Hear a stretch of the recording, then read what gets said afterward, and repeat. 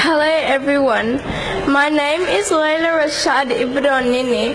Today I have come before you to share a poem with you called Fighting for Freedom. Thanks to the Oromia Media Network for revealing the truth, for exposing the poor treatment of human rights abuse. Now all your secrets has been scattered by OMN's photo booth.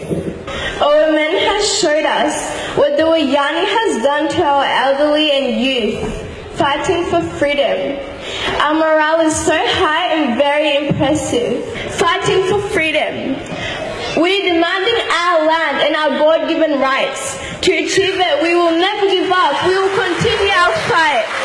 Our struggle will continue until the last man standing. This is serious, there is no misunderstanding. Falling for freedom is part of struggle. That is why our students got killed and buried in the jungle. To retain our fertile land and our beloved country, we shall never give up, nor did we for over a century. The rights and dignity of Oromo people should be preserved. Being treated like wild animals is what we don't deserve. Even the animals are better treated here in Australia. Your mistreatment of human rights are worse than Somalia. The demand of our students is so simple and legitimate. Instead of answering them, you have chosen to underestimate.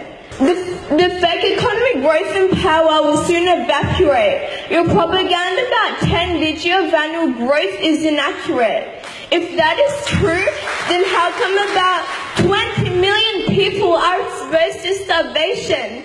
Millions of children dying from the lack of nutrition.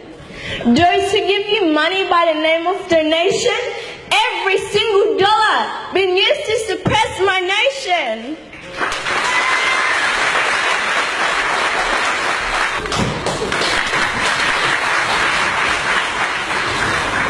We are in so much agony, suffering through severe pain.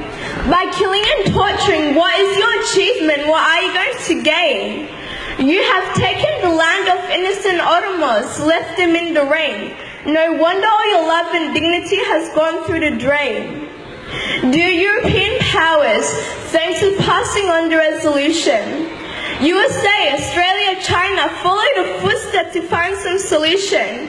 Dear Oromo brothers and sisters, step up the revolution. Let us destroy the Oriani regime for any hesitation.